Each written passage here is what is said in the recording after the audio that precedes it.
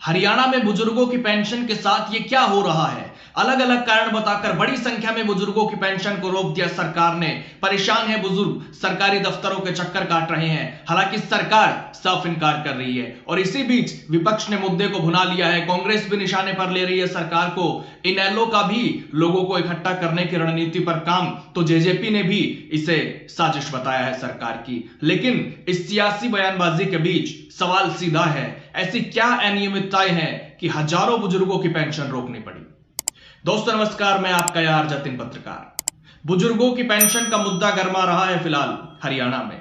काफी बड़ी संख्या में बुजुर्ग परेशान हैं क्योंकि कहा जा रहा है कि उनकी पेंशन रोक दी गई है अलग अलग कारण बताकर। जनप्रतिनिधियों से भी मिल रहे हैं बुजुर्ग अपनी पेंशन बहाली की मांग को लेकर, और इसी पर सियासी बवाल भी मचा है जिस पर मैं आज बात कर रहा हूं।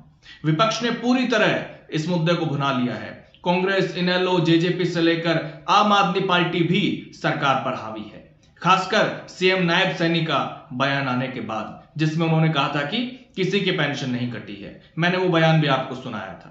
तो अब इनेलो की तरफ से जारी हुए प्रेस नोट में कहा गया है कि अब तक पूरे प्रदेश में 75,000 से ज्यादा बुजुर्गों की पेंशन काटी जा चुकी है। यह आंकड़ा लगातार बढ़ रहा है। इनेलो के राष्ट्रीय अध्यक्ष अभय चौटाला ने कहा कि बुजुर्गों के सम्मान के लिए दी जाने वाली बुढ़ापा पेंशन को आय से जोड़ने के साथ साथ कई अन्य शर्तें लगाकर काटा जा रहा है। चौधरी देवीलाल ने बिना कोई शर्त लगाए बुजुर्गों के सम्मान के लिए 100 रुपए बुढ़ापा पेंशन की शुरुआत की थी, जो आज के 15,000 रुपए के बराबर है। उनका कहना है कि 20 फरवरी को पंचकूला में एक बड़ा प्रदर्शन आयोजित किया जाएगा, जिसमें बुजुर्गों को उनका सम्मान वापस लौटाने के लिए सरकार को मजबूर किया जाएगा। सुनिए उनका बयान। भारत प्रदेश का जो मुख्यमंत्री है वो डम्मी तो है ही है, लेकिन डम्मी होने के साथ साथ झूठ बोलने में भी माहिर है। मैंने उनका कैथल का एक बयान देखा, सोशल मीडिया पे भी चल रहा था और टेलीविजन पे भी आया था। वो कह रहे थे कि किसी भी बुजुर्ग की कोई पेंशन नहीं कटी, और साथ साथ हंस रहा था। मतलब मुख्यमंत्री को बहुत किसी बात को कहने से पहले उसके ऊपर गंभीरता से सोचना चाहिए कि आप क्या बोल रहे हो। कितना बड़ा झूठ बोल करके फिर हंसना, उसका मजाक उड़ाना उस बात का, ये उस पद की गरिमा को कम करने वाली बात है। मेरे प्रदेश के बुजुर्गों से आह्वान है कि मैं 20 तारीख को आपकी लड़ाई लड़ूंगा। 20 तारीख को पंचकुला के अंदर एक बड़ा पड़ाव रखेंगे और उस दिन आप बड़ी संख्या में आओ, ताकि चौधरी देवीलाल के द्वारा दिया गया सम्मान आपको, आपका सम्मान बहाल हो सके और सरकार को मजबूर होकर के आपको उस सम्मान को लौटाना पड़े। और केवल आपकी पेंशन की लड़ाई नहीं, जो मुख्यमंत्री ने 3200 रुपये की बात कही थी कि मैं नवंबर से 3200 कर दूंगा, हम 3200 रुपया भी अपने बुजुर्गों को सम्मान के रूप में दिलवाने का काम करेंगे। तो 20 फरवरी को अभय चौटाला बुजुर्गों से बड़ी संख्या में पंचकुला पहुंचने का आह्वान कर रहे हैं, और खास बात यह भी है कि 20 फरवरी से ही हरियाणा का बजट सत्र भी शुरू हो रहा है इस बार। तो वहीं जेजेपी की तरफ से भी एक प्रेस नोट जारी हुआ, जिसमें कहा गया कि यह सरकार की बुढ़ापा पेंशन को समाप्त करने की साजिश है।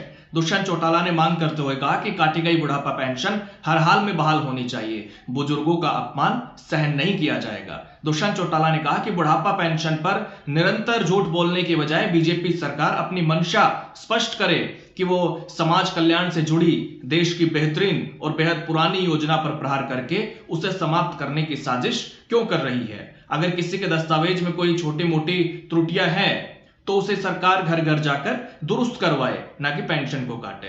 इतना ही नहीं, उन्होंने ये भी कहा कि 2 साल से पेंशन में बढ़ोतरी नहीं की है बीजेपी सरकार ने। 1 नवंबर को घोषणा के बावजूद अब तक बुजुर्गों की, विधवाओं की और विकलांगों की पेंशन में 200 रुपए की बढ़ोतरी लागू नहीं की गई है। आज भी हरियाणा में उतनी ही पेंशन दी जा रही है जितनी गठबंधन सरकार के तहत जेजेपी ने 1 जनवरी 2024 को लागू करवाई थी। पूर्व डिप्टी सीएम दुष्यंत चौटाला ने कहा कि 1987 में चौधरी देवीलाल की दूरगामी सोच के चलते बुढ़ापा पेंशन की शुरुआत हरियाणा से हुई थी और इस योजना का अन्य राज्यों में अनुसरण किया जा रहा है, जबकि हरियाणा में बीजेपी सरकार इसे समाप्त करने में लगी हुई है।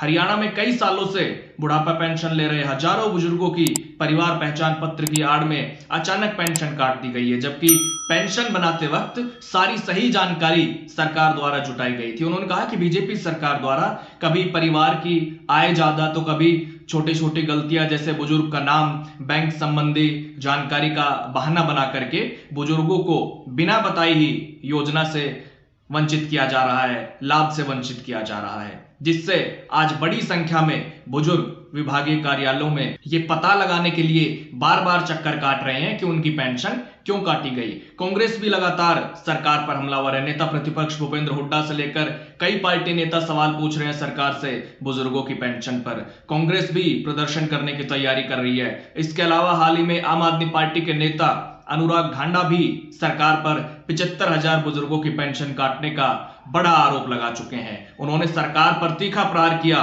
वो सब भी मैंने आपको सुनाया। तो बड़ी संख्या में बुजुर्गों की पेंशन काटने का दावा किया जा रहा है विपक्ष की तरफ से, लेकिन सरकार का साफ कहना है कि पेंशन नहीं कटी किसी की भी। सीएम नायब सैनी ने कहा कि पेंशन किसी की नहीं कटी है। मैंने पहले भी आपको वो बयान सुनाया था सीएम सैनी का, अब एक बार फिर से सुन लीजिए।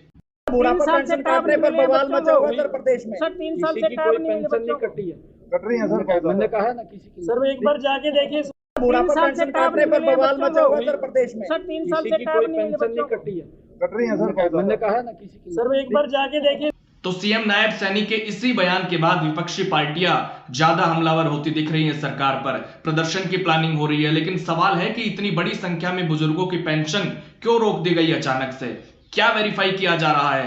क्या अनियमितताएं हैं ऐसी जो सालों से नहीं दिख रही थी? किस आधार पर पेंशन रोकी गई? और अगर कुछ खामियां हैं भी तो वो अधिकारियों की है या फिर बुजुर्गों की? क्योंकि पेंशन का लाभ सालों से लिया जा रहा था, लेकिन अचानक अब ऐसी क्या क्या कमियां आ गई कि पेंशन रोकनी पड़ी? क्या सरकार उन खामियों को सार्वजनिक भी करेगी? क्या ये बताया जाएगा पब्लिक डोमेन में कि किस आधार पर पेंशन रोकी गई और इनकी बहाली कब तक होगी? खैर, आपके जिले में क्या स्थिति है आप खुद बताइएगा। कमेंट बॉक्स के दरवाजे हमेशा की तरह आज भी आपके लिए खुले हुए हैं। नमस्कार।